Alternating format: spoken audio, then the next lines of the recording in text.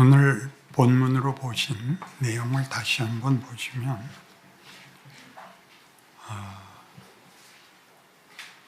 네 원수를 사랑하라.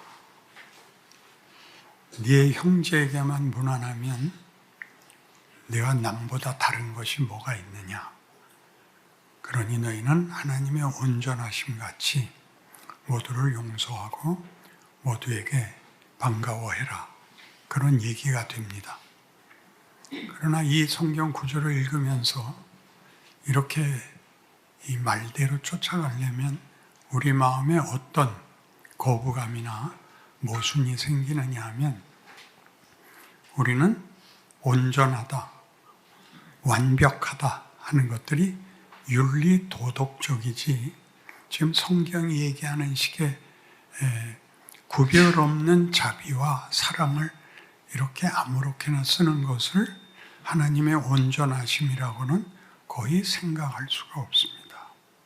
그래서 우리 잘 아는 마태복음 5장 20절에 나오는 너희 의가 바리새인과 서기관보다 낫지 아니하면 천국에 들어가지 못한다. 그랬을 때도 서기관과 바리새인들의 의라는 것이 율법을 지키는 의인데 그것 이상이어야 된다. 이렇게 생각해서 사랑을 해야 된다. 용서를 해야 된다. 하는 것들이 전부 윤리 도덕이 되어 있지 성경이 무슨 말을 이렇게 하는지를 이해하는 문제는 상당히 어렵습니다. 우리는 마태복음 5장이 팔복으로 시작하는 걸 압니다. 그죠? 심령이 가난하면 복을 받고 애통하는 자는 복을 받고 온유한 자가 복을 받고 의에 줄이고 목마른 자가 복을 받고 긍휼히 여기고 마음이 청결하게 하고 화평케 하고 의를 위하여 박해를 받는 자는 복이 있습니다. 이것들이 조건과 자격이 아니라는 것은 그 앞에 4장 23절에 나오듯이 예수께서 온 갈릴리에 두루 다니사 그들의 회당에서 가르치시며 천국 복음을 전파하시며 백성 중에 모든 병과 모든 약한 것을 고치시니 그의 소문이 온 수리아에 퍼진지라. 사람들이 모든 앓는 자 곧 각종 병에 걸려서 고통당하는 자, 귀신 들린 자, 간질하는 자, 중풍병자들을 데려오니 그들을 고치시더라. 갈릴리와 데가볼리와 예루살렘과 유대와 요단강 건너편에서 수많은 무리가 따르니라. 그러니까 팔복이 선언되는 대상은 이 앞에 있는 것 같이 이제 실패자들인 것이죠. 병을 고쳐야 되고 또 다른 데서는 위로를 받을 수 없는데 예수님께 나오면 위로가 있다라는 조건의 사람들 앞에서 이 팔복을 얘기하기 때문에 가장 우리가 쉽게 가지는 편견, 어떻게 하면 복을 받는가의 문제가 아니라 오늘 본문에서 본 바와 같이 본문에서 뭐라고 했죠? 너희가 너희를 사랑하는 자를 사랑하면 무슨 상이 있으랴? 세리도 이같이 아니하느냐? 너희가 너희 형제에게만 무난하면 남보다 더하는 것이 무엇이냐? 이방인들도 그같이 아니하느냐? 라고 하고 그러므로 하늘에 계신 너희 아버지 온전하심과 같이 온전하라가 된다면 말하자면 하나님의 은혜와 구원이라는 것이 조건과 자격에 대한 보상이 아니라 하나님이 창조주로서 자기가 만든 우주 만물과 자기 백성들을 기어코 끌어모아 축복하겠다라는 것이 산상설교란 말이죠. 그래서 우리가 가져야 되는 자격과 조건에 대한 보상을 받는 기독교가 아니라 그 자격이 없음에도 불구하고 하나님이 기어코 우리를 만든 것 같이 우리가 도망간 자리에 있을지라도 찾아와서 구원하고야 말겠다라는 얘기가 예수를 보내신 사건에서 증명되고 있는 것입니다. 그러면 이제 5장 10절에 보듯이 의를 위하여 박해를 받은 자는 복이 있나니 천국이 그들의 것임이라. 나로 말미암아 너희를 욕하고 박해하고 거짓으로 너희를 거슬러 모든 악한 말을 할 때는 너희에게 복이 있나니 기뻐하고 즐거워하라. 하늘에서 너희의 상이 큼이라. 너희 전에 있던 선지자들도 이같이 박해하였느니라. 라는 박해는 왜 나오는가? 세상 질서와 세상 가치와 다른 것이기 때문에 문제가 된다. 어떤 문제가 되냐? 세상 사람들은 어쨌든 생존 경쟁을 위해서 모든 사치를 버려야 되는 거죠. 여기서 사치는 우리가 이해하는 사치와 더 크게 개인적인 어떤 보상이나 유보되는 것들을 용서 없이 최선을 다하여 더 악하게 굴어야만 얻는 자들인 것입니다. 그래서 세상 사람들이 예수 믿는 사람을 왜 미워하냐 하면 나는 벌벌 떨고 있는데 저들은 뭘 믿고 태평해. 그게 제일 꼴보기 싫은 겁니다. 자기가 바보 같아 보이는 거죠. 저들은 아무렇지도 않은데 근데 알아보면 뭐 병도 많고 사는 것도 변변치 않은데 왜 저들은 미쳤나? IQ가 2자리인가? 이게 세상 사람들의 말하자면 시샘입니다. 그래서 아무런 자격을 요구하는 것이 아니라는 것이 심령이 가난하다 그러면 우리가 자격과 조건으로 이걸 읽을 때는 겸손하고 자기를 낮추고 하나님 앞에 도우심을 구하는 그런 신성한 각오라고 생각하는데 여기 나오는 것은 다 양면이 있습니다. 우리 오늘 본 본문에서 악한 자와 선한 자의 구별이 없이 해를, 비를, 자비를 베푸신다고 하고 보면 심령이 가난한 자가 누군가 봅시다. 우리 모두입니다. 심령이 가난한 것은 신앙적인 낮은 자세를 취한다 정도가 아니라 생각도 없는 놈까지 심령이 가난한 자인 겁니다. 그러니까 여러분 중에 아무도 이 후보에서 제외될 사람이 없습니다. 애통하는 자는 뭘 애통하는가? 자폭적으로 애통할 수도 있고 후회를 해서 다시는 그러지 않겠다는 각오로 할 수도 있는 양편을 다 들고 있단 말이죠. 여기 있는 것들을 하나의 윤리로 가지기 시작하면 기독교가 뭐가 되느냐? 20절에 나오듯이 5장 20절 내가 너희에게 이르노니 너희 의가 서기관과 바리새인보다 더 낫지 못하면 결코 천국에 들어가지 못하리라. 바리새인과 서기관들은 당시 유대 사회에서 가장 종교적인 사람들이고 모범적인 사람들인데 그들보다 우리에게 더 큰 의를 요구하고 있습니다. 그럼 여기서 서기관과 바리새인들의 의란 뭐냐면 율법에 근거한 윤리 도덕을 지켜나가는 사람들이고 이것을 지키지 못하는 사람들까지 포함하여 성경이 하고 싶은 얘기는 내가 너희를 구하기 위해서 너희가 가진 어떤 자격과 조건을 묻는 것도 아니고 너희가 와서 빌어서 열심히 내가 반응하는 것도 아니고 나는 원래 너희들의 아버지이기 때문에 너희를 내 자녀라는 이름에 못 미치게 놔둘 수 없다가 예수고 구원이라는 얘기입니다. 그러니까 이들의 가장 큰 약점은 바리새인의 의라는 것의 약점은 나중에 집에 가서 마가복음 2장 23절 이하를 보시면 제자들이 예수님과 함께 길을 가다가 밀밭을 통과하게 됐는데 배가 고파서 그 이삭을 잘라 먹습니다. 그래서 당장 서기관과 율법사들이 너희가 안식일에 못할 짓을 한다. 안식일에는 전혀 노동을 하면 안 되는데 너희 제자들은 말도 안 되는 짓을 하고 있다. 그러니까 그 제자들이 틀린 게 아니라 당신 자신이 틀린 것이요 라고 이제 예수님을 밀었어요. 그랬더니 예수님이 기가 막힌 답을 하시죠.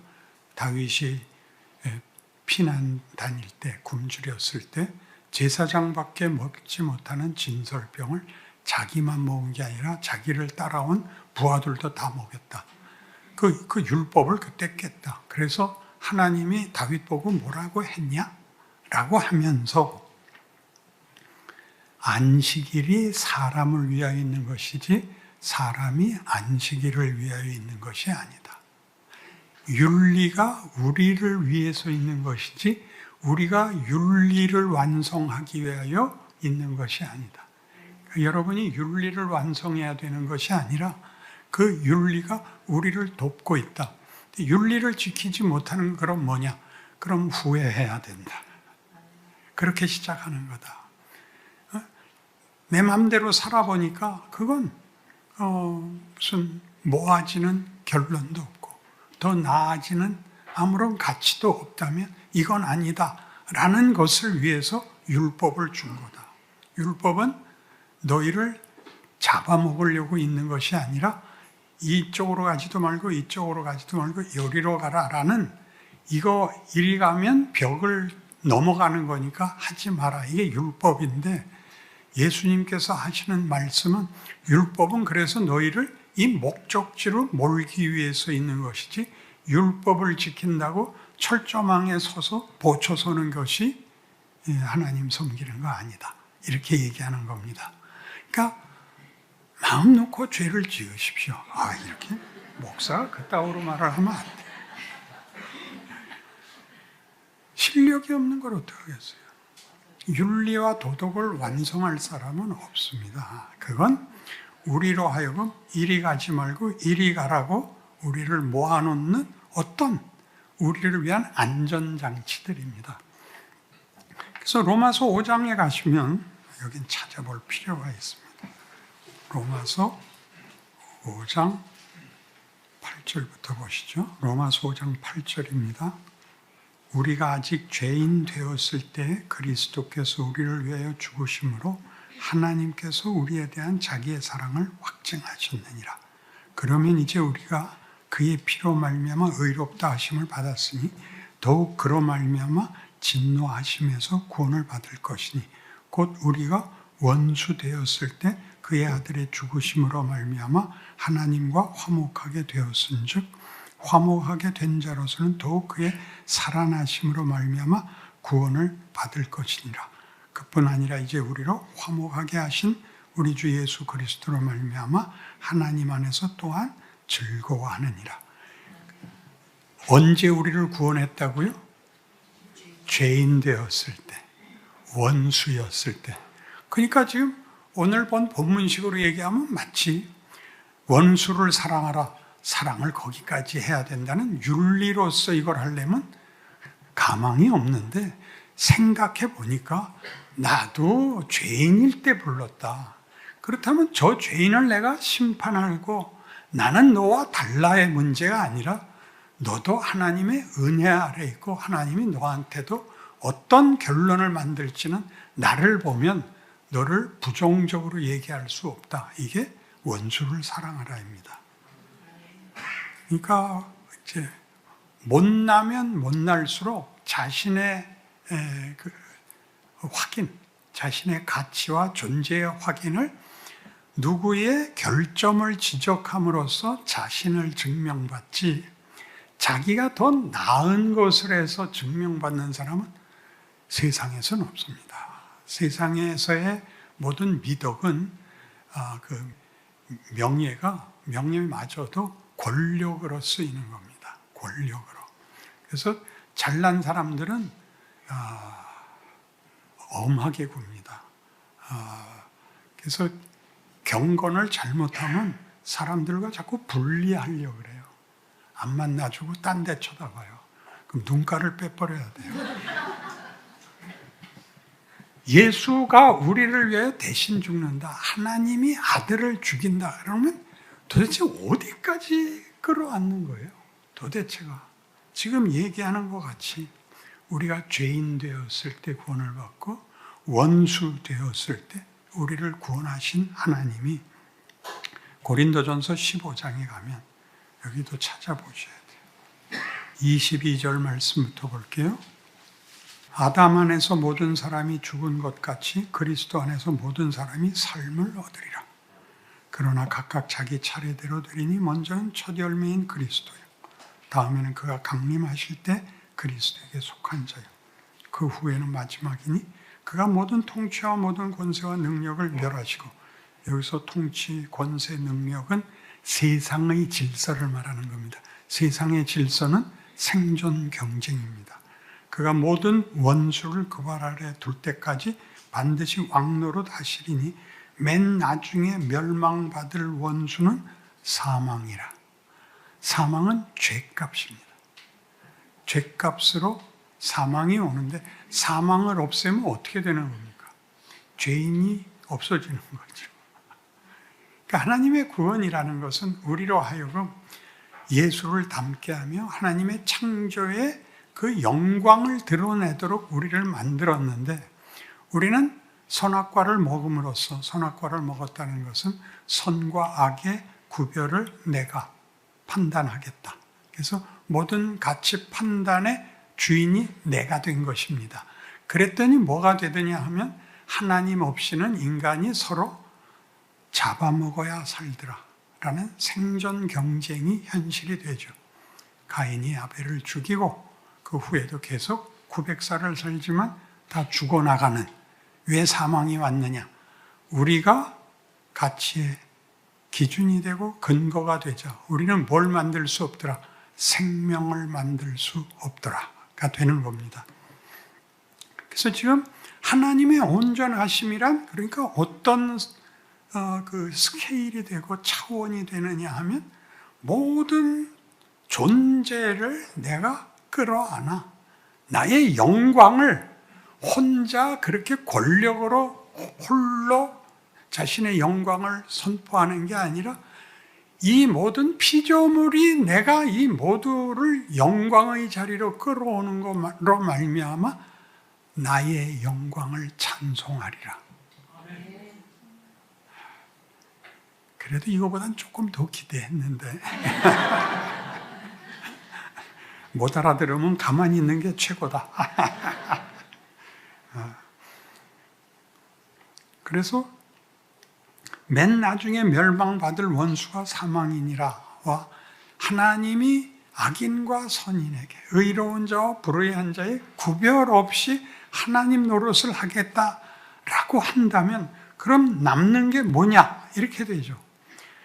에베소서 1장으로 갑니다. 1장 7절 이하의 말씀입니다. 우리는 그리스도 안에서 그의 은혜의 풍성함을 따라 그의 피로 말미암아 속량 곧 죄사함을 받았느니라. 이는 그가 모든 지혜와 총명을 우리에게 넘치게 하사 그 뜻의 비밀을 우리에게 알리신 것이요, 그의 기뻐하심을 따라 그리스도 안에서 때가 찬 경륜을 위하여 예정한 것이니, 하늘에 있는 것이나 땅에 있는 것이 다 그리스도 안에서 통일되게 하려 하심이라. 모든 일을 그의 뜻의 결정대로 일하시는 이의 계획을 따라 우리가 예정을 입어 그 안에서 기업이 되었으니, 이는 우리가 그리스도 안에서 전부터 바라던 그의 영광의 찬송이 되게 하려 하심이라. 그러니까 예수를 보내서 예수 믿을래 안 믿을래의 심사위원으로 오신 것이 아니라, 모든 우주 만물 창조 세계 모든 존재들을 예수가 인간이 됨으로써 끌어안아 하나님의 원래 목적하신 것을 이루고야 말겠다. 그때 그 이루실 것은 뭐냐? 그 아들을 보내신 하나님의 어떠하심이 우리에게 어떤 자비와 어떤 기적과 어떤 영광으로 허락되었는가를 알게 되어 하나님을 찬송하게 되는, 아니 하나 더 가서 하나님은 우리 없이는 찬송받지, 영광받지 않겠다. 우리가 하나님의 영광의 찬송이 된다. 우리가 하나님의 영광을 찬송하는 것은 만족해야 나오는 찬송이지, 찬송이 조건이 되어 보상을 받는 것을 찬송이라고 하지 않습니다. 그래서 이런 얘기들이 창조 세계의 통일, 모든 존재와 일어나는 일들에 대하여 보는 시각이 달라져야 되는 것입니다. 거기 뭐 악한 일이 일어나고 재앙이 일어나고 할지라도 그건 모두가 우리에게 어떤 일을 하느냐? 너희 인생 짧다. 세상엔 너희 답 없다. 라는 노릇을 하고, 그래서 우리는 아직 고칠 수 있다. 기회가 있다로 우리를 몰고, 그런 모든 재앙의 그 밥이 된 사람들은 그럼 어떻게 되느냐? 그건 나중에 가봐야 합니다. 우리가 죄인이었을 때 예수께서 오셨다는 게 무슨 뜻이죠? 예수를 알지도 구하지도 않았을 때 예수가 오셔서, 예수가 오시는 건 이미 그가 인간으로 오심으로써 인간이라는 종족의 대표가 돼요. 모든 인간을 대표하고 있다, 끌어안고 있다, 그런 뜻이거든요. 그러니까 믿는다 안 믿는다가 윤리 도덕같이 잘했다 못했다를 나누어서 심사를 해서 천국에 올려보낸다고 알면 뭐가 된다고요? 자기 증언이, 자기 확인이 넌 지옥 가 임마, 이거밖에 할 말이 없다고요. 그게 아니라 어떻게 하자고? 요한복음 1장 14절은 여러분 외우셔야 돼요. 말씀이 육신이 되어 우리 가운데 거하심에 우리가 그의 영광을 보니 아버지의 독생자의 영광이요 은혜와 진리가 충만하더라. 예수가 은혜와 진리가 충만하다는 게 무슨 뜻이냐 하면, 은혜란 하나님이 베푸시는 무한한 성의입니다. 지성을 가집니다. 지성. 우리를 자기의 형상으로 만들어 자신을 아버지라 부르게 하셨기 때문에 잘한 놈 못한 놈을 구별하는 것이 아니라 모두를 내가 결단코 포기하지 않으리라. 그러니까 그게 은혜고, 진리는 뭡니까? 진리는 모든 존재의 정체가 어떻게 진정한 모습인가를 하나님이 만드신다는 겁니다. 그러니까 우리라는 존재가 예수를 믿어야, 아, 하나님이 만든 인간은 이런 인간이어야 되는 거구나를 맛을 보게 되고 한 번씩 해보게 되고, 늘 하는 사람은 없습니다.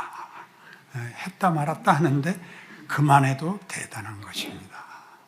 그러니까 이제 오늘 우리가 이렇게 확인한 바와 같이 구원이라는 것이 믿고 말고의 문제가 아니라 하나님이 우리를 만드신 하나님이 그 창조를 결단코 포기하지 않겠다를 우리의 반발, 우리의 미흡에도 불구하고 들어오셔서 어디까지 끌어안으셨다. 우리가 그를 못 박는 자리까지 끌어안으셨다. 그러니 너희는 아버지의 온전하심 같이 온전하라. 그는 의로운 자와 불의한 자에게 차별 없이 빛을 주시고 선한 자와 악한 자의 구별 없이 복을 내리신다라는 말이 갖는, 그러니까 아무래도 괜찮아 라고 얘기하는 건 얼마나 한심한 얘기예요. 여기서 하나님이 기어코 모든 인간을 하나님의 자녀라는 이름과 영광의 찬송을 만들고야 말겠다라고 얘기함으로써 우리에게 예수를 믿는다는 게 어떤 뜻으로 돌아오냐 하면, 골로새서 3장 12절. 그러므로 너희는 하나님이 택하사 거룩하고 사랑받는 자처럼 긍휼과 자비와 겸손과 온유와 오래 참음을 옷 입고, 누가 누구에게 불만이 있거든 서로 용납하여 피차 용서하되 주께서 너희를 용서하신 것 같이 너희도 그리하고 이 모든 것 위에 사랑을 더하라. 이는 온전하게 매는 띠니라. 그리스도의 평강이 너희 마음을 주장하게 하라. 너희는 평강을 위하여 한 몸으로 부르심을 받았나니 너희는 또한 감사하는 자가 되라. 그리스도의 말씀이 너희 속에 풍성히 거하여 모든 지혜로 피차 가르치며 권면하고 시와 찬송과 신령한 노래를 부르며 감사하는 마음으로 하나님을 찬양하고, 또 무엇을 하든지 말에나 일에나 다 주 예수의 이름으로 하고 그를 힘입어 하나님 아버지께 감사하라. 율법이 아닙니다. 윤리 도덕도 아닙니다.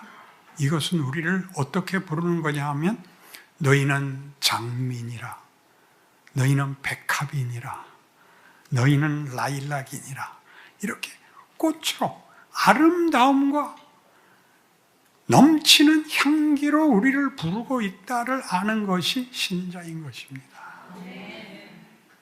그것이 우리의 운명이다. 거기에 못 미치는 건 손해다. 모든 경우에 어디에서 빛을 발해야 하느냐? 꽃길이 모여 있지 말고 저기 쓰레기장 옆에 가서 꽂혀 있어라. 그게 그거죠. 그렇지 않습니까? 여러분, 우리를 하나님이 세상에 보내요. 예수를 보내신 그 일을 우리로 잊게 하고 있습니다. 우리가 메시아직을 잊고 있고 성육신을 잊고 있고, 우리를 보면 예수님이 자신에게 이 질문했던 빌립에게 아버지를 보여주옵소서, 그리하면 족하겠나이다. 왜요? 예수님이 모든 건 다 했는데 로마를 뒤집어 엎어 유대를 해방시키지 않거든요. 그러자 예수님이 뭐라 그랬죠? 나를 본 자는 하나님을 보았거늘 어찌하여 하나님을 보이라 하느냐. 그러니까 우리가 완전히 존재론이 달라지는 것이죠. 그리고 이것이 가야 할 길이라는 열심과 각오를 가지게 하지, 잘잘못을 나눠 잘못을 지우느라고 회개기도 하지 말라고 얼마나 많이 얘기했어요. 그리고 저 땅끝까지 간 선교사 기도하지 마시고 하루를 살아내시라고요. 여러분의 현실, 여러분의 조건이 예수가 육신으로 오신 것 같이 넉넉한 조건과 환경과 상황 속에 있다는 걸 아셔야지. 불평하는 것으로는 도망을 갈 수도 없고 대답이 될 수가 없다는 것 기억하시는, 명예와 찬송과 영광의 운명을 가진 나의 존재여 인생이노라 고백하시는 하루하루가 되시기 바랍니다. 기도하십시다. 하나님 아버지, 우리가 얼마나 복된 존재입니까? 우리는 우리를 잠시 잊어도 하나님은 우리를 잊지 않으시며, 우리는 하다못해 자폭을 하고 인생을 저주하고 체념하고 말아도 하나님은 그러시지 않습니다. 우리의 모든 잘못에도 불구하고 로마서 8장의 약속같이 하나님을 사랑하는 자, 곧 그 뜻대로 부르심을 입은 자들에게는 모든 것이 합력하여 선을 이루느니라 믿습니다. 우리의 실패마저도, 모자람마저도, 미련마저도 결국은 하나님의 영광의 찬송이 될 것을 믿습니다. 그렇다면 힘을 내서 우리의 인생을 살아내게 하시옵소서. 예수님 이름으로 기도합니다.